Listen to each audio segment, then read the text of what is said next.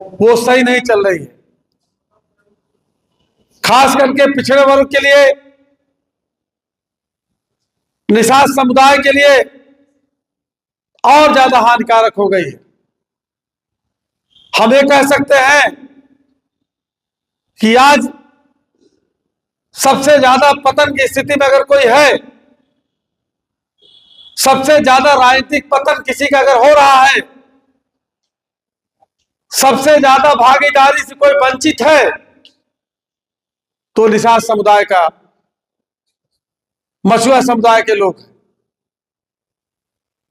अभी डॉक्टर संजय निषाद जी के बारे में बड़ी उम्मीद थी समाज को, लेकिन सत्ता में रहने के बाद भी जिस वादा और आश्वासन समाज को दे करके सत्ता में आए हैं, उसको लागू करने की बात करने के बजाय पदयात्रा निकाल रहे हैं।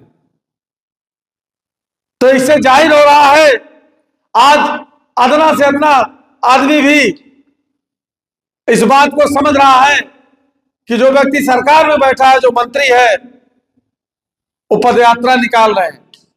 अभी सोनू कश्यप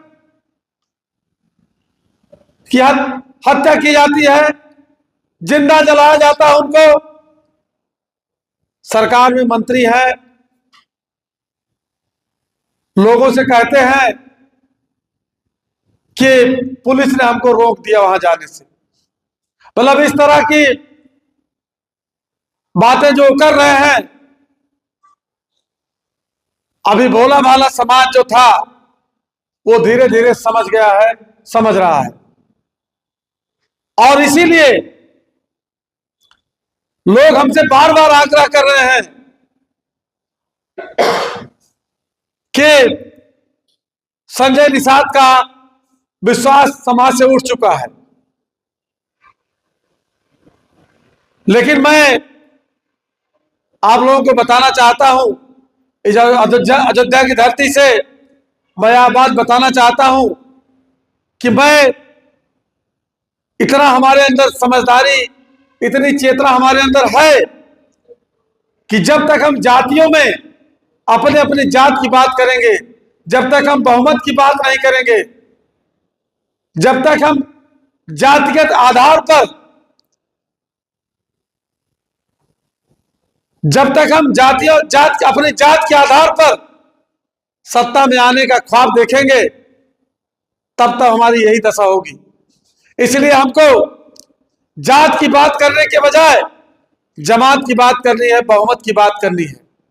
अभी मैं वीरांगना फूलन देवी की जन्मस्थली पे गया था, तो वहां पत्रकार बंधु भी कुछ आ गए। उन लोगों ने कहा कि आप क्या चाहते हैं।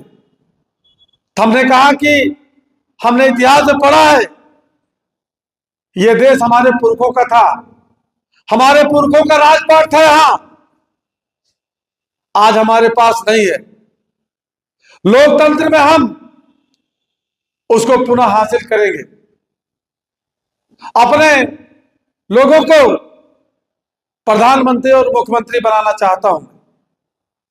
तो पत्रकार ने हमसे कहा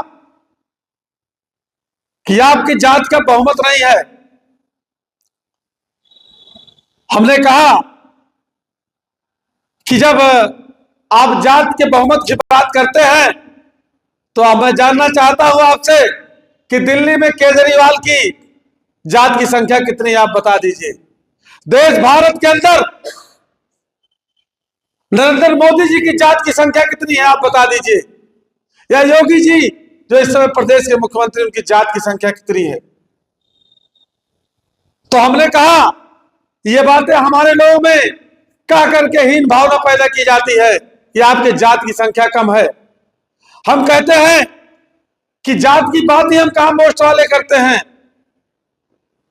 हम जिस विचारधारा की बात करते हैं, जिस अंबेडकरवादी विचारधारा की बात करते हैं, जिस most minority OBC SC ST की बात करते हैं, वो देश भारत के अंदर 90% है।